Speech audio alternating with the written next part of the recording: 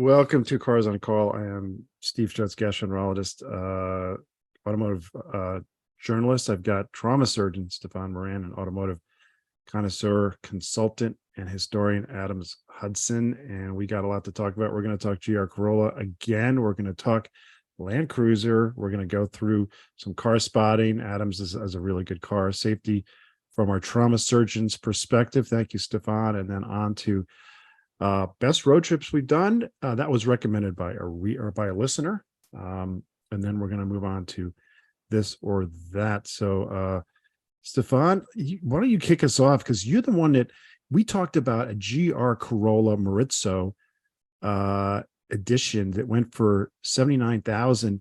And I guess you saw one that was like, they're giving it away, right? Right. So I'm on Bring a Trailer every day because I follow all the Cobra replicas and original prices, and that's kind of like my thing. And but when I open up Bring a Trailer, it always shows me the auctions coming up, and I saw another GR Corolla come up, and I was looking at this one, and so yeah, in the short span of a month here, the price dropped from 80,000, 79,000 down to 67,000. So this one, think about that. The guy who bought the last one spent 20. They said there'd be no more math, so it's 12,000 more. But it's still interesting to me that these cars are going so much more over sticker than that. But you know, it's like guys that have a ton of money. And Steve, you got a friend who's got a lot of money, and you asked him one day, if I recall correctly, what's the difference between you and a billionaire? He said, well, for a billionaire, everything in life is free. So I think maybe some baller basketball player or somebody decided, hey, I want this car, and they got a lot of millions and they buy it, you know. But I still think it's a lot of money for this car that is going to have collector value in the JDM market, and probably 10, 15, 20 years, and they'll probably recoup their cost, but they have to park it, leave it alone for a long time. And to me, this is the kind of car that's just got to be enjoyed. And it will probably never be enjoyed at this price. Well, you know, you look at that car, and I mean, it doesn't look like anything special. Forgive me for all those who are going to tell me, oh, you're not looking at the bulged out fender flares and the matte paint and all that stuff. And yeah, I kind of get it. You know, I mean, I see some of these, you know, the latest and greatest launch. And so the guy who spent 80 grand or whatever, 12 grand more than that one, he got to be the only one who had one for a whole 2 weeks or something. But, you know, I mean, it's a pretty hot piece. I mean, it's a 3-cylinder turbo, 300 horsepower, so 100 horsepower per cylinder. That's not isn't that, and it's one of 200. I mean, but that's crazy. I never thought about that. 100 horsepower per cylinder. That's outrageous. What's even more outrageous is it's about, I mean, so it's a 1.6, is that right? Yes, 1.6 right. Inline 3. Yep. So it's 100 horsepower per 500 cc. It's unbelievable what that thing is putting out. But do you have to be the first on your block? And is it worth 70, 80 grand? I just can't get there. I mean, hats off to the people who think it's special enough to do it. So I guess time will tell. Here's the other thing kind of bugs me. It's a 4-door. We talked about this, Stefan, you and I, when it was first introduced. And we concluded very strenuously that 2,500 cars is not nearly enough for the United States. It's crazy how few that is. And that's what's fueling. It's supply and demand. It's an artificially low supply. Yeah, this is one of 200 of that original allotment that came. This is a special Maurizio edition. So, I mean, it's definitely a collector's car. It's going to be like the, you know, but hey, but just to show you that little air coming out of that marketplace that went from 79,000 down to $67,000 in less than a month. All right, here's a trivia question for you guys. Do you know what you guys know why it's called the Maurizio edition? What is Maurizio? I have no idea. I was going to look it up. Corner at Suzuka? No, it's when Akio Toyoda was he started racing, and his family didn't want him to race, and he certainly didn't want to bring attention to himself. So his alias when he would go racing was Maurizio. And that's where the name comes from. Akio Toyoda, now the chairman, he used to be the CEO of Toyota. But as a Toyota CEO, he should have said, hey, we got to send him, I would say 15,000, maybe 30,000. There's 2,500. Come on. Hey, I'm I'm gonna impress the ladies at the next cocktail party with that little tidbit there. Yeah. By the way, we talked about this last week, and I'll say it again. How crazy is it that it's like, all right, should I get a $67,000 Corolla, even though it's a fast one, or should I save some money and buy a BMW i8? Yeah, that's a great this or that. I can imagine even the most hardcore Toyota fans would pick it over that, like given that option. And you know what happens next year if Toyota does say, hey, you know, I think we're going to make 2,500 of those, or 5,000, whatever number they pick. Oops. Oops, Oops. there Yeah. it goes. You know, I've said this about a bunch of cars, most notably the Subaru WRX STI. And what happens is you get this car, you pump it up, you give it tons of power. It's a real performance car, but it has a $20,000 car interior. Yeah, yeah. You gotta live with it. Anyway, I agree with Stefan. It's 4 doors. It's a Corolla. I mean, 67. Give me a break. All right.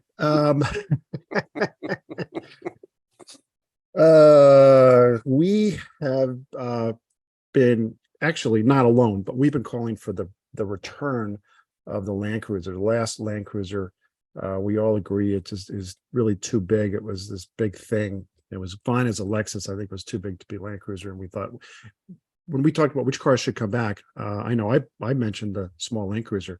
It's coming back. It is going to be on the GX Tacoma platform, the Lexus GX platform. And you kind of called that, Steve. I mean, if you said kind of coming because it was too big, it was too bloated, and it was too dang expensive. It was dang near $100,000, probably loaded up. It was over $100,000. And what did that pig weigh? I mean, 9,000 pounds. I mean, I don't know what it was, but it just got way, way, way too big. And you did say, yeah, it needs to come back as a little bit more manageable size. Lo and behold, there it is. now I don't know what they're going to do here, because the other platform mate is one of my favorite off-roaders, and Stefan throws up in his mouth every time I say Forerunner, but app and runner. Yeah. Stefan, this is like to say it's the same platform as the Forerunner. It's going to look a little different. I mean, Here's the deal, man. Here's the deal for me is Toyota is starting supposedly clean slate. They're using, this is once again a body on ladder frame construction. So in the picture here is below is the Lexus GX. The top is the only photo we have of the Land Cruiser. Body on frame construction. Okay, who is the pinnacle of automotive four-wheeling right now? It's Range Rover. Yeah. Okay, they're using a unitized body, aluminum. They've made the switch, and they're still every bit as off-roadable. I think you know, Toyota is just kind of resting on their laurels. They crank these body on frame SUVs out all the time.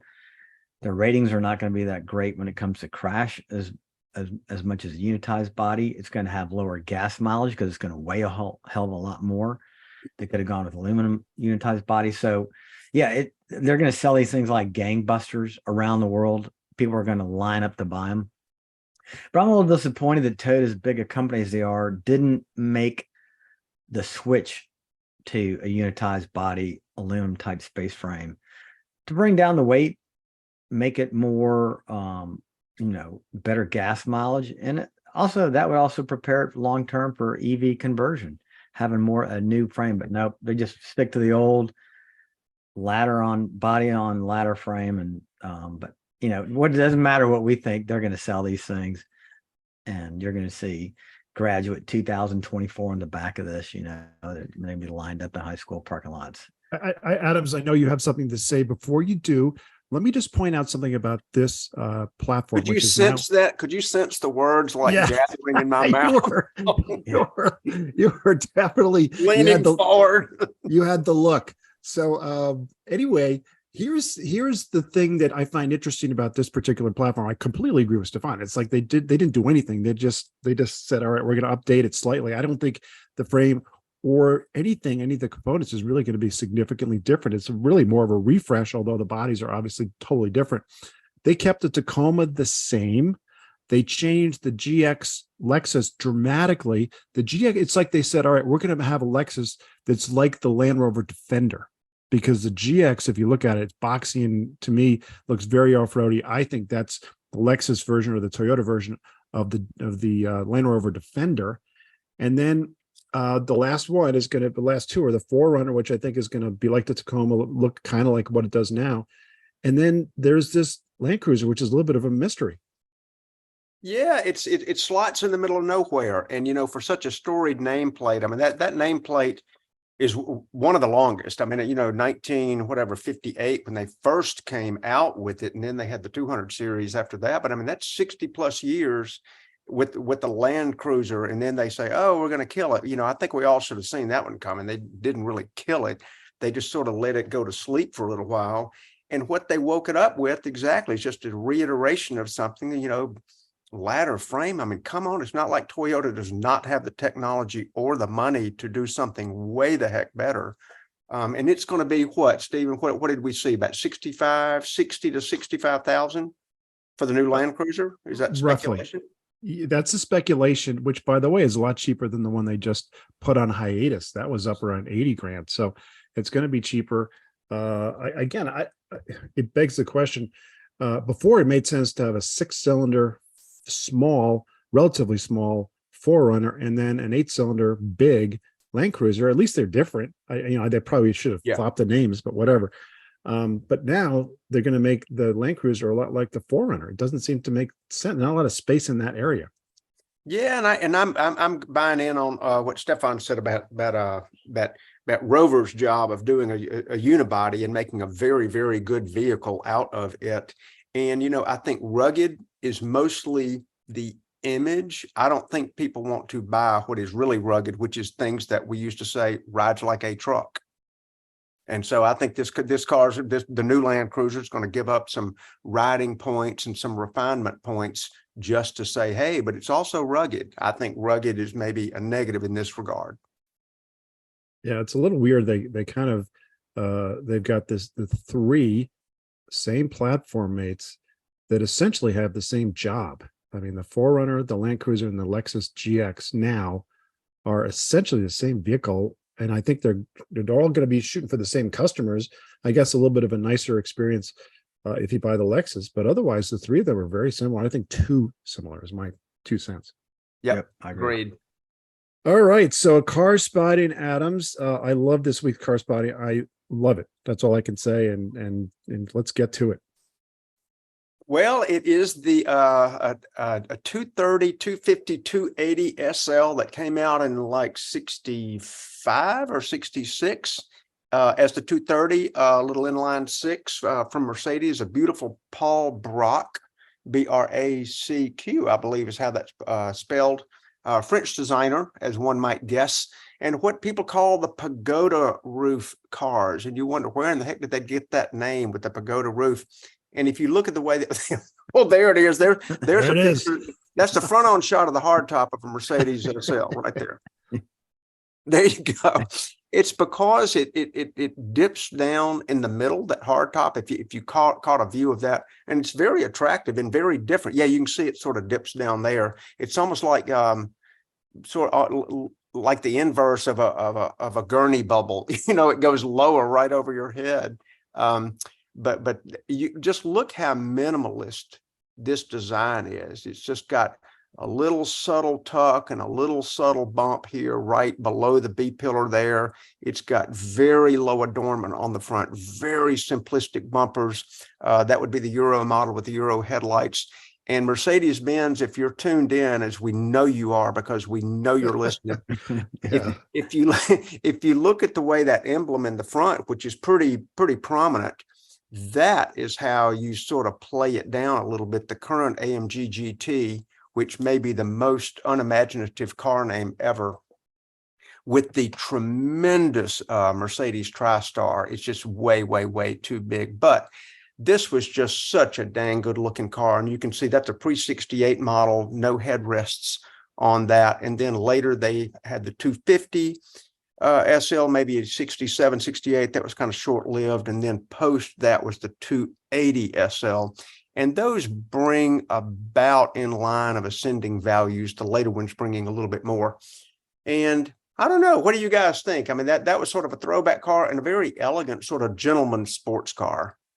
Here's what I love about that car is if you look at it, first of all, it's a convertible underneath there that came with a hard top, which is really cool. And I love the tiny little A pillar, the little skinny B pillar, the little skinny C pillar. So that top is like floating on top.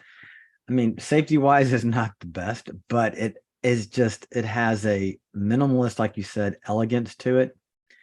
And I just love the fine lines, you know, in our new cars for safety rollover, our A pillars are just gigantic. But when I see these delicate little A and B, C pillars on this car, and I think this is of all the SLs, this is my favorite of the series, this 230 to 280 SL.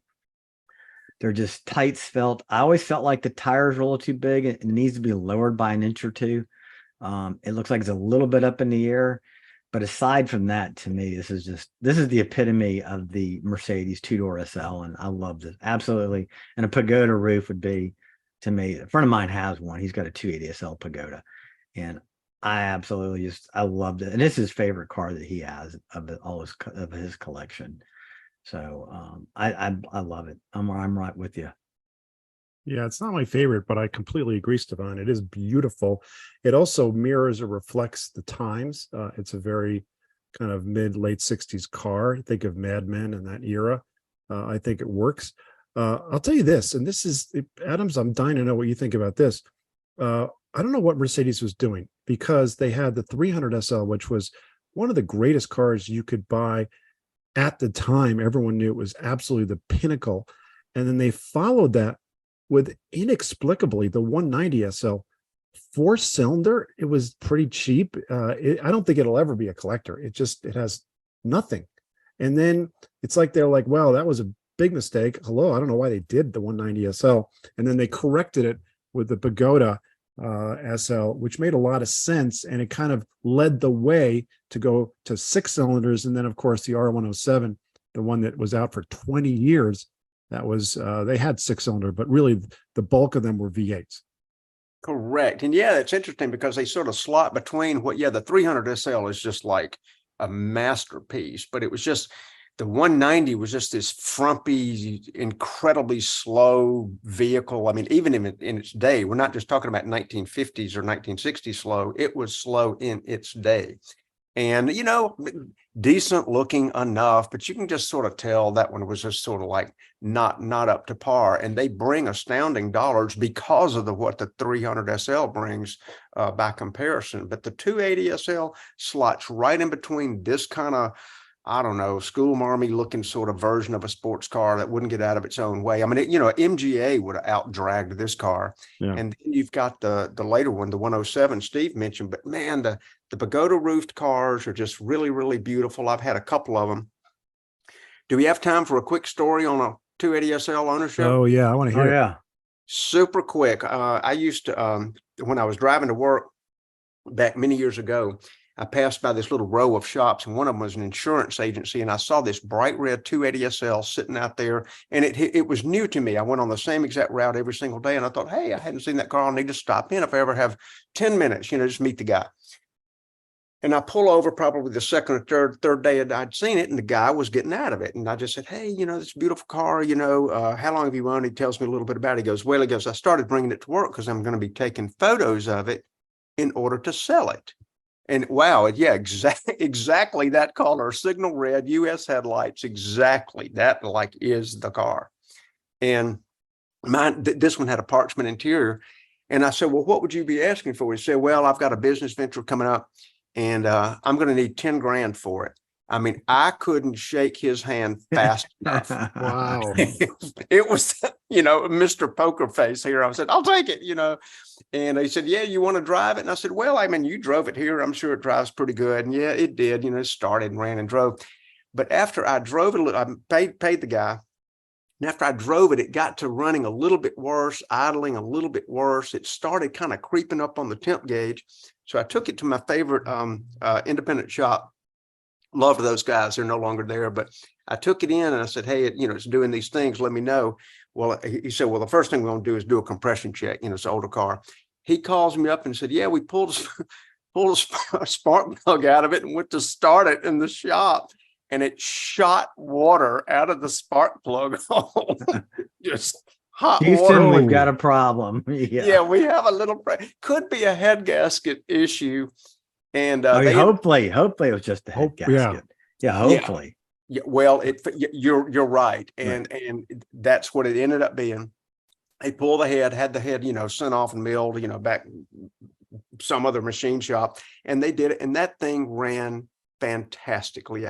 Typical German engineering, because that was even an old car, even at that time. And it ran terrific. And I put it on eBay. It's the first car I ever sold on eBay, back when eBay was a little bit more respectable than it is. It wasn't to bring a trailer of its day, but it set new parameters for how to get rid of a car. And eBay was like a legitimate place to do it. And sold it to a guy on the West Coast who bought it for his wife for Valentine's. No, nice. Yeah. How much did he pay?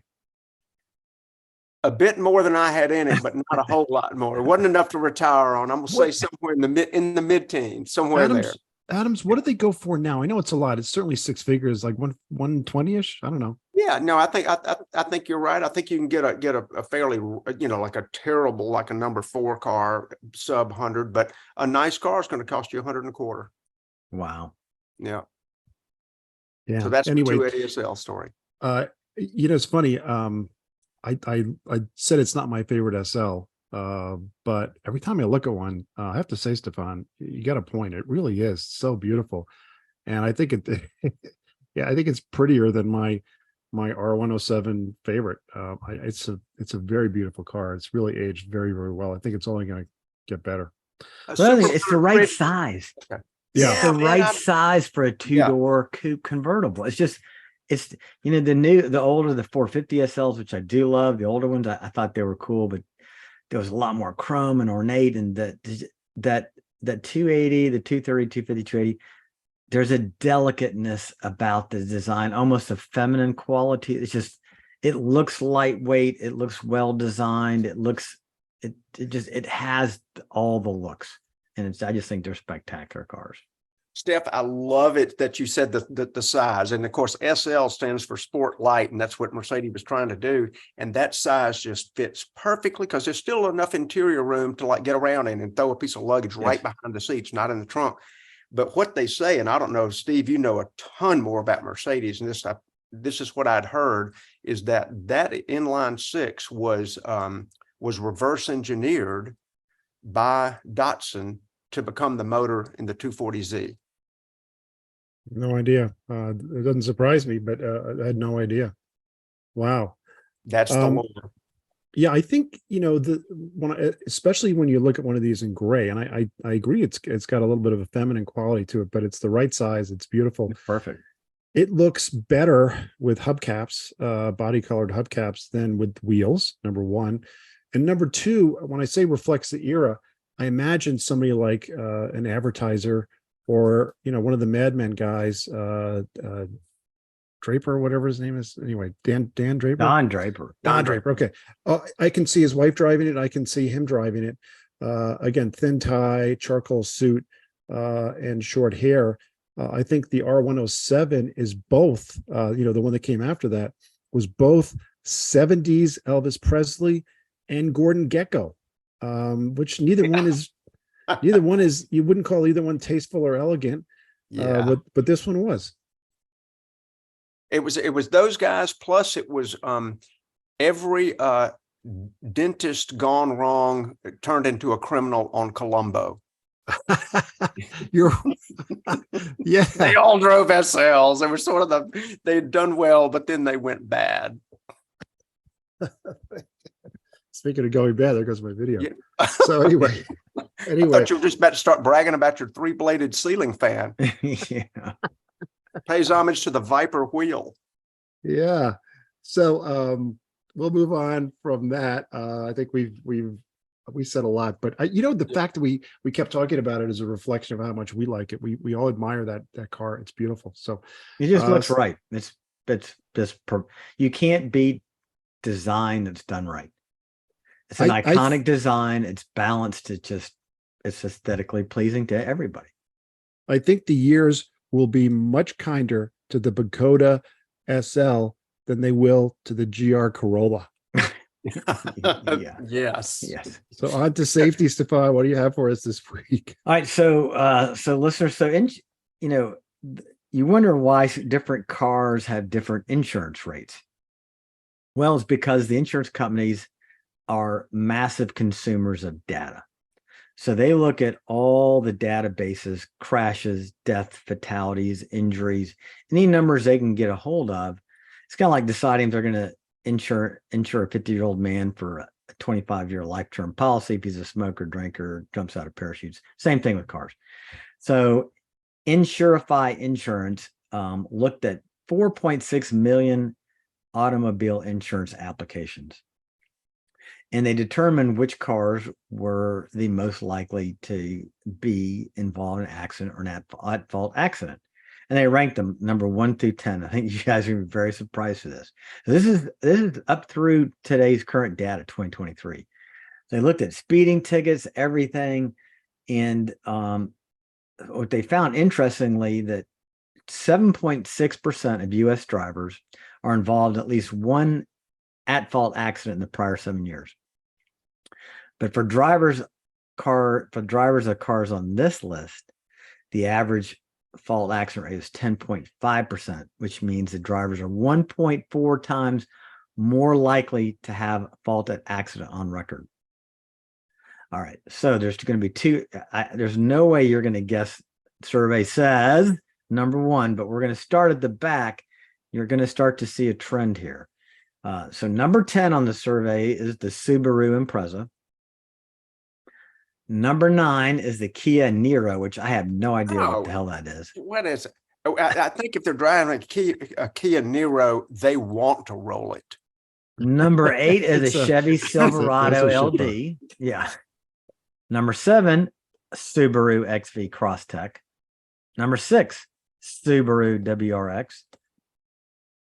How about that? 3 top 10 for I'm Subaru. shocked. I'm shocked. I just think it's because they're all a bunch of dope heads out there smoking reefer, driving these cars out west. That's the only thing I can imagine, is that Subaru kind of fits that, alternate hippie lifestyle. Yeah. What I'm seeing in common in all these is very young drivers. Yeah. Yep. Yeah, but you're not going to hold on to that thought. And then the Toyota GR86, the Hyundai Veloster N, of course, a young driver. Yeah. Number 3, Chevy Volt. Whoa. Yeah, whoa on that one. I mean, and then number 2 is the Scion IA, but number 1 on the survey. Okay, I'm gonna get German. Okay. GTI? The Audi S4. God. No. Yes. I would have lost every dollar bet. I couldn't have gotten any in the top 10, because what I'm thinking, and I'm sure it all has to do with the production numbers, every time I'm passed by someone out of their mind on the interstate, including today, it is some sort of Hemi-powered Dodge product. Yeah, right. But I'm sure it's based on the hundreds of thousands that are out there that I see the one idiot, and he represents a smaller sampling. But that's the car. Commonly, I think that guy is going to be on fire and upside down the next time I see him. But I wouldn't pick any of these cars. I would have picked the Kia Soul, and I would have picked the Honda Civic, because those are young driver vehicles. Yeah, but the S4, so accident fault rate of 11.7%. It's a 350 horsepower car. They got the most speeding tickets. They got an accidents rate 54% higher than national average. And Steve, you always talk about a dentist driving an S4 or an accountant. I don't know. I think we need to. I think it's a little different. I don't believe it. I'm skeptical of the data. It doesn't make any sense to me. Don't confuse me with the numbers. I've already made up my mind. Yes. You don't let the facts screw this up. Yes. Entrenched beliefs are rarely altered by exposure to fact. Yeah. I'm not Okay. changing my belief. Okay, look, all of us see the little video clips and the YouTube guy who's leaving the cars and coffee. We see some guy who just got his Corvette supercharged and he Or makes Mustang. or a Mustang. It's Mustangs and it's Corvettes or it's some hopped up truck that has no rear wheel traction. And that's what I have never seen one of those videos where a guy in a Subaru all track or whatever it was, whatever the three Subarus are that are apparently wrecking all the time. I've never seen a video of one of those slapping a telephone pole. Yeah, but that's that was how many records did I say they looked at? They looked something crazy. Like 4.6 million. million automobile insurance applications were reviewed for this study. And so your theory, it's the stoner who cannot make it home on the winding Rocky Mountain Pass who's got to eat that pizza he just picked up. That's right. And they spilled the Doritos in his lap. You know, the first car that I read, and this was probably 5, 6, 7 years ago, the first car that I read about where it went a full year in the United States where not a single person died in that car. First time I read an article about that was the only car that was true for that year was the Audi A4. And of course, that's the basis for the S4. And Right. again, you've got a pretty older demographic that is buying the S4. Boy, I'm very surprised. Well, there you go. You know, and before we move on, you know, I remember a few years ago, I think I may have told you guys this, and I'll make this super quick. I got a call from Haggerty and said, "Hey, Mr. Hudson, we're so sorry. You're going to be getting an email today, but I did want to talk to you first that we've canceled your insurance on the Ford GT." No. And they dropped me like anything. It wasn't because I said, "What did I do?" They said, "You didn't do it." But we have the highest number of I don't remember the term for the big injury and fatality per insured on the Ford GT, and they dropped it. Yeah, we talked a story about a long time ago about a guy that bought it, crashed in his neighborhood. Yeah, I mean, I've driven the Ford GT, and you owned one, Adams. I mean, it's like a Viper. It's raw, it's analog, it's nasty, it will bite you, and you've got to respect it. Yeah. Well, that was a surprising list. I'll tell you that much. Yeah, the Subarus didn't, you know, I do live out west and there's a lot of Subarus around. And, you know, the Crosstrek especially, it is an 18-year-old girl, usually 18, 20, something like that. It's younger drivers. The Impreza tends to be older drivers, although my son Peter crashed an Impreza and it was 100% his fault. He just hydroplaned and rolled it. Thankful he was uninjured. But you know, these kinds of, you know, the kinds of cars that are driven by younger drivers, you know, just tend to crash. I think what happens with like a Ford GT or a Viper is that it's people like us who are respectable, responsible people, but we've never encountered that kind of power and lack of traction control or whatever. Yep. So clear the roads if you see a Subaru coming at you with the young driver. Yeah. Just pull off. Especially if he's carrying a pizza. All right. Well, that was great. That's very interesting. So let's move on to, you know, the Audi that I would have thought, the RS6 wagon. Hey, I'm going to say something really quick. You guys can respond to it. We're a little bit ahead of time. So I had a drink with a friend who's a big car guy, and he's a BMW guy. This is just 2 days ago. And he told me that he heard from a dealer in out here in West Seattle or LA or something. He heard from this dealer that there is going to be a BMW M5 Touring, which is the station wagon, for sale in the US. So it's going to be 4-wheel drive and a direct competitor to the Audi RS6. That's cool. Finally. I mean, BMW's never done that in the US, right? They've sold the M5 wagon in Europe. Well, finally, I mean, hopefully they can sell more than 6 of them. I'd love to see one. I love it. The touring, shooting brake, station wagon, all the iterations. I just love those things. They're so cool. I saw an RS6 today. It was just beautiful, and I stared at it, and and every time I see, for example, the the E63S station wagon that Mercedes has. Absolutely spectacular. Love that. So yeah, it makes sense for BMW to do it. They'll Um, sell them. So I have not read that on it. It's not been on Jalopnik or The Truth About Cars or Motor Trend or anything. So it's just from a dealer who told a good customer, I guess, a secret that nobody knows. So, all You right, heard it here first, folks. yeah, we know Mercedes listens. Maybe BMW is going to start listening. Well, and Toyota, they had no plans for the Land Cruiser until they heard you talk about it. Yeah. So actually this is a recommendation from a listener and guest, Jeff Bank, regular listener, regular guest. And he said, "Hey, why don't you guys talk about your best road trips?" So we did. We wrote them down, and let's see. Adam, let's start with you. Go through your, I'm sure it's going to be good because you've done a lot of road trips.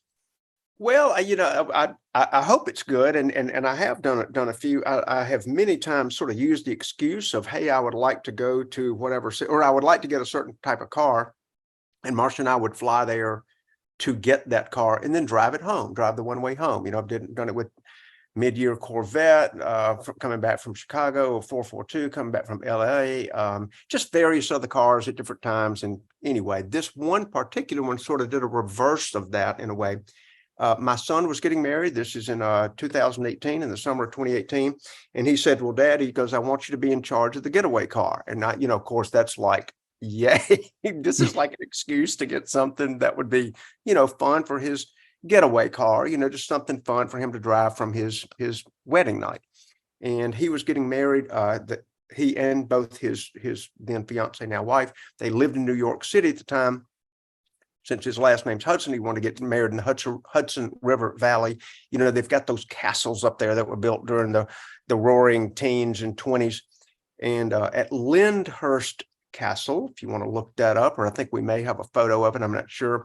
But that's where he wanted to get married. Check it out. Steph, quick on the draw there, man. That's Lyndhurst Castle.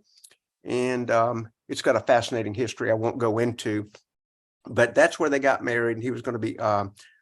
and this, yeah, you've got that little, I ended up drawing it for his wedding too. Basically that same photo, I ended up drawing it for him to give as a wedding present. And I embedded all kind of names and scripture verses, and everybody was in their wedding. Their names are embedded in that drawing. Nonetheless, I thought, well, it's going to be a big night for him. He can drive a manual shift car, but it would be, it'd be sort of nervous. There'd be a lot of people around taking photos. So I thought, well, I got to get some kind of fun automatic. And I eventually landed on what became my first PDK car. I got a 997 GTS. You have to get white. You got to get white. And it was a PDK. And I had it, sent to me first, because I was going to have it a couple of months beforehand. Then I was going to send it up to New York for his getaway car. And I almost immediately, there it is. Yeah. Beautiful. I set about sort of converting it to a sport classic. I did the Misha tail on it. Those are Fuchs wheels. You can't really tell from that photo, but it's got the Fuchs wheels, sort of like the sport classic. And I had my lower rockers painted white, blah, blah. I had fun sort of playing with that car. And then I sent it up to New York. He got married. He drove it away from the wedding, got a bunch of pictures and stuff like that. And then I'm making this story too long, but anyway, Marcia and I ended up driving it back from there all the way back to Alabama. And you have to stop through Tail of the Dragon. We went on the Blue Ridge Parkway for, I don't remember, that road is a long, long road. The Blue Ridge Parkway is, I presume, hundreds of miles. It was so much fun. We both got to drive it, because PDK, she played with it, I played with it, and just really got to sort of know that car on those roads. And it was a blast. That was a big memory trip. Let me just say very quickly that my getaway at my wedding was I got married in 1990, so it was a brand new, obviously Gen 1 Mazda Miata that Elisa's uncle had. And that was my getaway car. So we drove from the wedding to the church. I guess all of us, we remember the days way, way, way back when people would get married in a church. Anyway, Yeah. it doesn't happen anymore. So that was my getaway car. And it also reminds me of a quick story, father son, because I know it was your son that got married. You guys may have heard about this, but a guy gets up, he's about to be married, and he gets a text very early in the morning from his father saying, "This is going to be a wonderful, wonderful day. You'll look back at this day and never forget it." And he texted back, "Dad, I don't get married till tomorrow." And the father said, "I know." That's funny. So, Stefan, All right, my turn. yeah, Sure unless you have what was your getaway car, Stefan? My dad had a Chrysler LeBaron, I think a newer one, the 4-door. I can't remember. It was one of the K cars. And I did not want my car getting trashed because we were leaving on the honeymoon. But Have you forgiven him for that? it was either that or riding he had a Renault car at the time. But Elle and I were both poor graduate students at the time. And it was a no frills wedding. We had a good time, but I would have liked a really cool getaway car, but it did not happen. But I'm going to tell you, this was on my origin. I want to hear Adam's. I didn't mean to interrupt, but I want to hear Adam's getaway car too. But if it can wait. It was.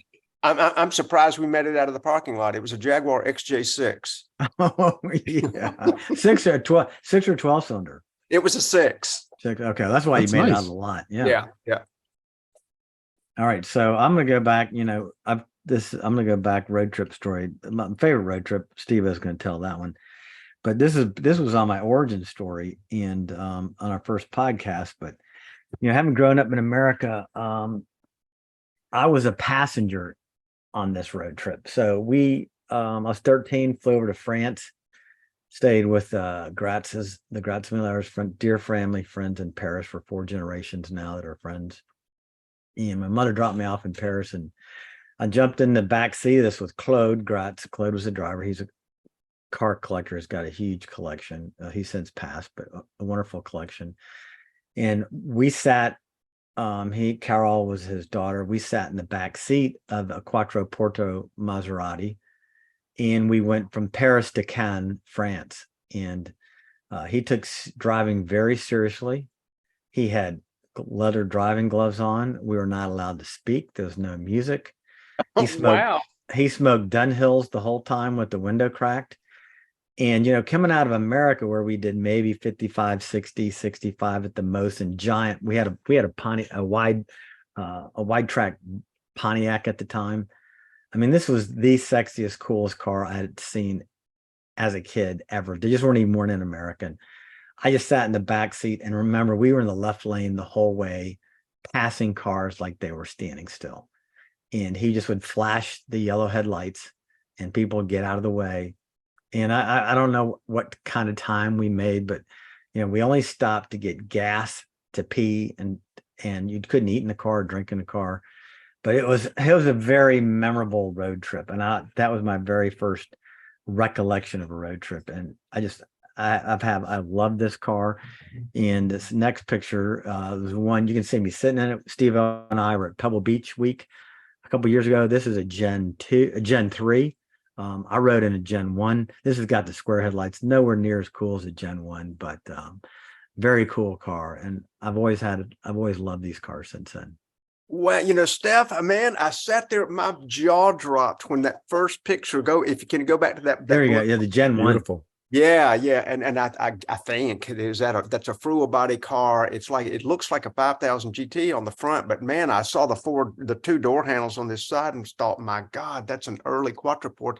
And I don't remember, and is that the twin plug 6 or is that an early V8, like a 4.7 V8 car? I think it was a 6. I don't recall. I think there were 6s. Yeah, I know some of them had the V8s. I don't know a lot of the history of the Quattro, but the later ones certainly did. That other car you showed certainly is a V8. But my gosh, what now? And again, my jaw dropped. So tell me what age you were when you were in this car. 13. 13-year-old boy. Man, you were done for. Oh, I was done for. This was that was it. You were. The vacation got even better though. We arrived in Cannes, France, went to the beach, and they didn't wear tops at the beach. And I was like, oh man, 13-year-old American boy, that was heaven. Riding in the left lane in a Maserati and then going to a topless This beach. beach. That sounds like a dream come true. Oh, but then to finish it, the story, he also had a little Honda Monkey 50cc motorcycle. Remember those? Yeah. The wheels were about 12 inches, the tiny Honda 50cc that he cruised around in Cannes, and I'd ride on the back of that with him. It was just, man, what a time, what a wonderful vacation and experience with Claude. It was something else. Wow. Yeah. So that's that would make you a car fan forever. Ever. Oh, absolutely. Yeah. Yep. That just kind of continued to fuel the fire of just loving automobiles and everything automotive. Yeah, it's a reminder of how good life can be, and how good automotive life can be. Some people just know how to live, and some people live better than others. And what a guy Claude is. Oh yeah, absolutely. And his daughter carries on the tradition. We have her on the podcast sometime, Carol. She's, I think, a 5 or 6 time winner of the Rally de Princesse in her 427 Corvette convertible. That she drives in France. So it's a great automotive family, and she carries on the tradition. So we got it. We got to get her as a guest. We will. She earned it. Totally. So my favorite road trip, I'm not really a road trip guy, but Stefan and I picked up my 992 Porsche and drove it from Atlanta, where we picked it up, all the way to Boise, where I live. And that's me getting the once around of the car. And this was a car I always wanted to own, and I always wanted to buy a new one. I was born in 1963. The Porsche 911 was born in 1963. And I went to the factory when I was 20. So that would have been 1983. And I made a vow I would never go back until I was picking up a car. And that was a goal since I was very young, probably around the same time as Stefan got that road trip to Cannes. So I had my plane ticket booked to go back in 2021 to pick up my car. It would be April 2021. And I got an email from Porsche saying it's canceled because of COVID. You can't pick up your car in Europe. So regrettably, I had to pick up in Atlanta. But they do a really good job in Atlanta.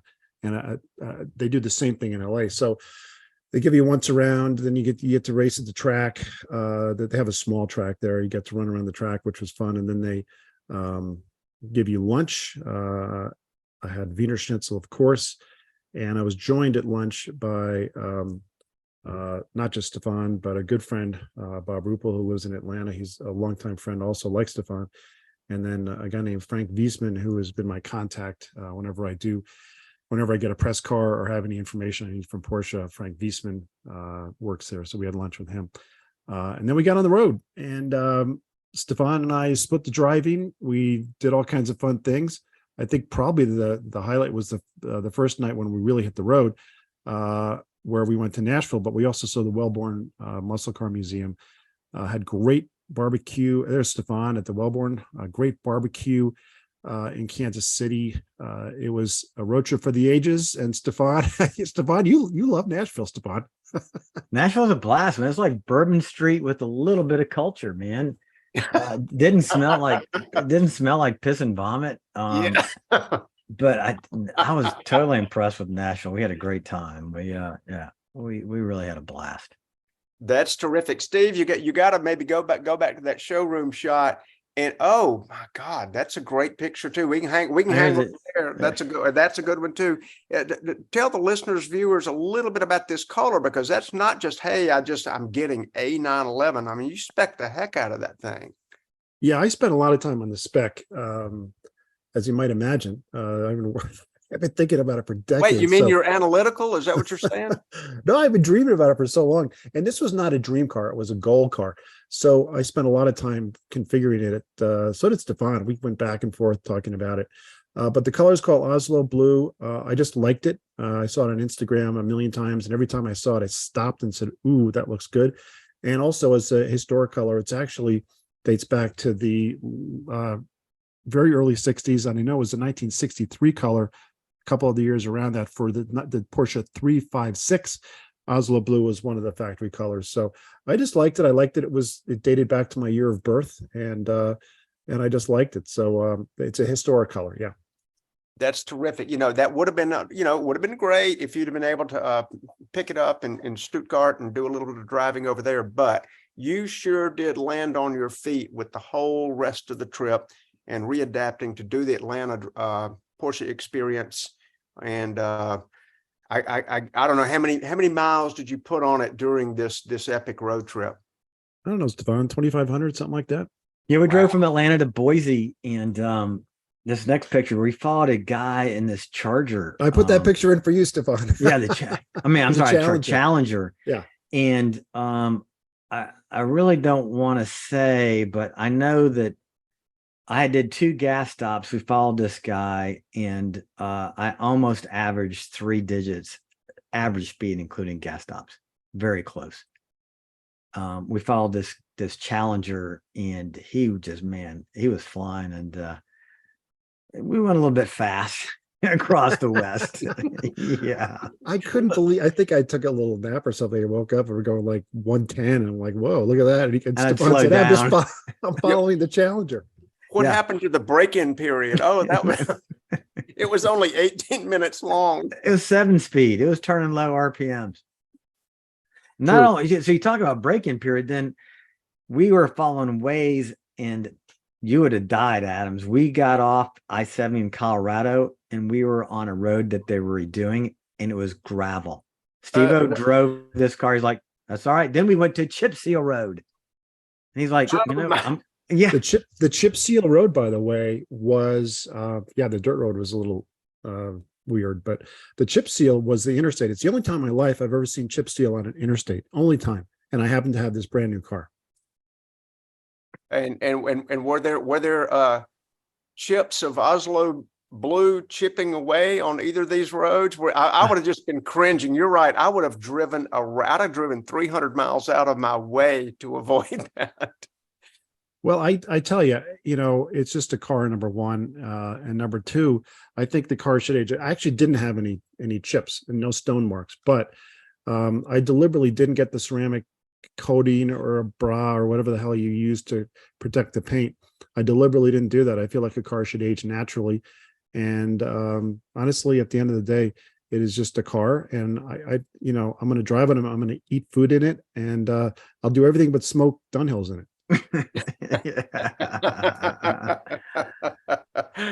Wow, that's a pretty good story. That's all right. Yeah, so I think we have time for this or that, Adams, and we introduced this segment last week. I love it. I absolutely love this. It's pretty quick because you can decide pretty quickly, but I know you got another one. I want to do this often. Okay, well, let's do it.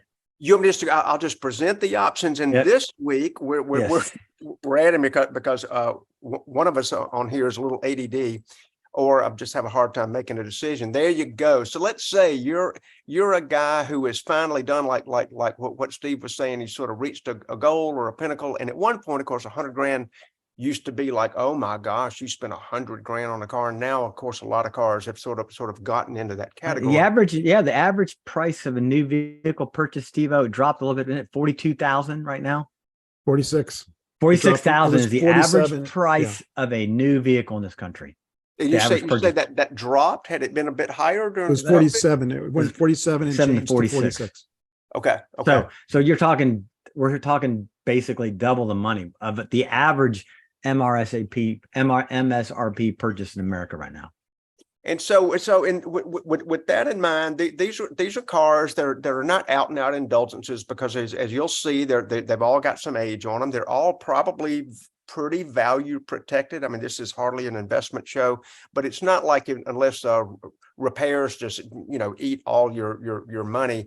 These are cars that are pretty stable in their value, possibly appreciating, and one would hope appreciating, and then you can defend the purchase to your wife or significant other to say, hey, well, the money's there, it's in a car, and I could transition out. So you can spend $100,000. It's not going to be your daily driver. It's going to be something that you've sort of like longed for. You've got space in your garage. and you want to get a sports car, and that's about your figure. You would like it to be a little more modern because you do want it to have working brakes and cold AC. You want it to start when you go out there. So we're not talking about super vintagey cars. This pick here, of course, is the 360 Modena, and this is not the F1 transmission car. So you'd be looking at maybe a 99 to a 2001-ish, somewhere in there, with the 6-speed. And a lot of listeners are going to go, oh no, those are more than 100 grand. Well, this one you can see it was bid to, did not sell, but you know, plus or minus right in there. And the second one would be we'll see if what pops up, and I'll just describe whatever pops up. There it is, a 993. So let's say you want to be a little bit slightly more practical because you've got a little bit more interior space. This would be the last iteration of the air-cooled cars, 95 to 98, what they call the 993, but it's still a 911. You cannot in this price range afford the S. The S's have already escalated, but the good news is it's still a 282 horsepower flat six. It's just got a little bit less sporting look to its front end and about 2 inches of width. Most people hardly notice, but there you can get you a classic 911. And the next one on the list, slightly hailing to a other version of practicality in the service area, an Acura NSX. And that particular one, you can see it's 110. That's the ask on that car. That's a post 98. So it's going to be the 3.2, 290 horse motor with the 6-speed. You can get these with an automatic, boys and girls. You kind of don't want that car. And I'm sure all the Acura people are going to be saying something nasty about me, but it's a lesser powered car. It's got different cams in it. You would be next to impossible to convert it. This is for the manual shift. So there are your three options right there, plus or minus 100 grand for any of those three cars, this or that or that. All right, I'll go first. So I'm in control of the pictures here. This Ferrari, it looks like a freaking newt on amphibian newt thing. The front end, I love the car, but that front end just, I can't get over that face, What? man. Can you This is shut the him ugliest off? face. Can you That is shut ugly. him off? I just hate the face of that car. The little skimpy headlights. It's like I don't know. It's like a 996 headlights or something. It's got those giant scoops. I just don't. I love. It needs a revised front end, but I would take. I do like the technology, the NSX for what it was, but in today's value car, the Porsche all day long. I mean, to me, I'd take the Porsche all day long. How about that? Okay, I thought you and were going over to the Asian choice. Okay. No, I do like the NSX, but no, I mean, the Porsche is it right now, and they're on a roll. They'll continue to be on a roll. They're making the e-fuel, but the last of the air cooled, this car is going to do nothing but go up in value, and I'd love driving it. I would love having it. I'll leave the Gucci loafers and the gold necklace at home, and I'll button my shirt and leave the F360 out. I'm over here cut and bleeding. Don't keep hacking at me. Wow. So I'm going all day long with the Porsche. Okay. All right, Steve-O. I actually bid on that car, but I obviously did not get it. All right, go for it. I am going Acura NSX, and I have it's one of my funniest automotive journalist stories. I got a press car. It would have been the Gen 2 NSX, which was with the exposed headlights. It was like 05-ish when it came out. Mm-hmm. And when they dropped off the car, a company brings the car. It's not Acura. There's companies that manage the press fleet. So when they dropped the car off, it was unforgettably yellow on yellow. Yellow on yellow. Classic press car. One of one for a reason. Yeah. So forget about. I mean, I had the Gucci loafers and the unbuttoned shirt. Yellow on yellow was just unbelievable. And it was a pre-production car that Acura had, they put these pre-production. I've driven a lot of pre-production cars, and they put them in the press fleet and then they crush them. So the guy dropped us off. That's what they do. They put them in the press fleet and then they crush them. They're not allowed to register these cars, not allowed to title. So there's a lot of these. When a car first comes out, That's out. yellow on yellow. Yeah. They actually, I saw one for sale on P-Car Market. I thought mine was just a one-off, but it wasn't. Anyway, that's the car I drove. Exactly. And it was a 6-speed. And the guy who dropped it off said, hey, you know, you should know this car is going to be crushed. You're the last driver. So Rag the shit out of you it. can do anything. Yeah. He said, just don't crash it. He said, but you know, revving and all that stuff, don't worry about it. You're the last person scheduled in this car. Once you pick it up, it goes back to Honda. They're going to crush it. So I drove with my son Patrick to and from Sun Valley. And I never asked Patrick if he remembered the drive because I didn't want to bring it up, because I took it at least to 140 on one of the straights. I was driving really fast, could easily have gotten my license revoked if I got a ticket, but I wasn't caught, didn't get pulled over. Everything was fine. And Patrick was young. He was 95. He would have been 12. Unlike the road trip we took where you did get a speeding ticket. I got a But speeding I ticket on that didn't. one. Yeah. Oh, that I got a well-deserved speeding ticket that time. But well, justice was not served because Stefan deserved 2. so I never forgot that Acura, because that car had a V6. It did not have a ton of power. It was mid-engine. The handling was perfect. The transmission, I've talked about the S2000 transmission. This is probably a relatively related transmission. Wonderful to shift. Clutch, engine, transmission connection was, in my mind, perfect. So there you go. That's my choice.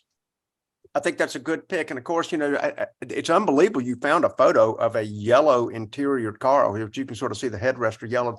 But I would imagine probably the door pulls inside, the dashboard, the console, probably the carpet was black. No, Right? it was yellow all over.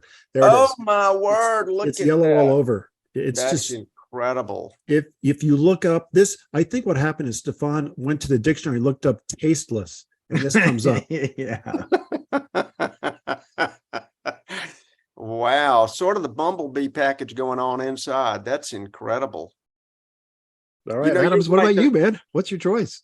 Well, you know, I was leaning toward one that our first commenter ended up choosing, but now just to be the antagonist, you know, given these 3 choices, and So I made you relook at that front end again from a different perspective, and you Yeah, looked you at that front end, and you're No, he like, was going to choose the Porsche, Stefan. "Oh, I what? was going to choose the Porsche, but now Yeah. my alliance has switched back over no." to the car that was so horribly abused.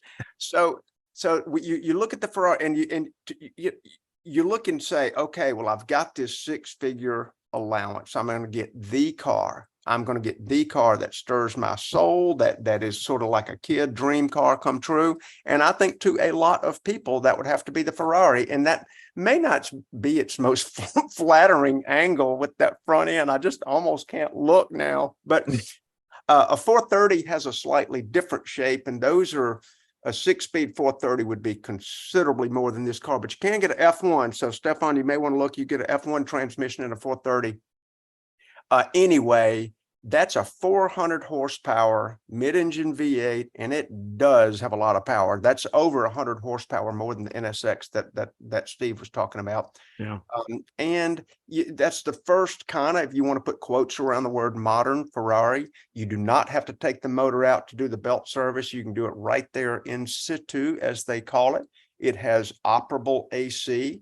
It's terrible that they have sticky buttons, which have to be unstickied. I don't know why Ferrari did that, but Porsche did it too for a brief period. Anyway, I would have to go with that. The clack of the gated shifter, the mid-mounted V8, usable luggage space, serviceability, and heck, it's a Ferrari.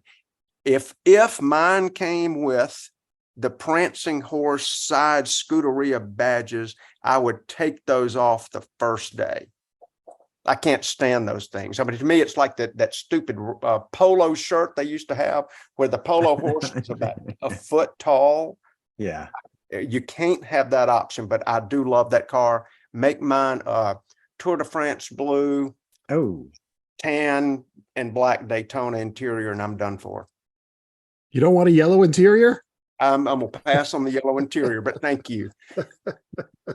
You mean this interior? Yeah. The DeWalt interior. So there you go. All Three right. minutes. That was great. We're out of time. That was fantastic. Thanks. And Stefan, close this out and we're done. Hey, But listeners, before you close remember, this out, Yep. I want listeners, you weigh in, you tell us which of us is right. yeah, this, Or that, or wrong. that. Yeah. All right, man. So, listeners, thanks once again for tuning in. Tell all your friends, spread the word, like, listen, subscribe, leave comments, leave ideas, and we'll see you next week.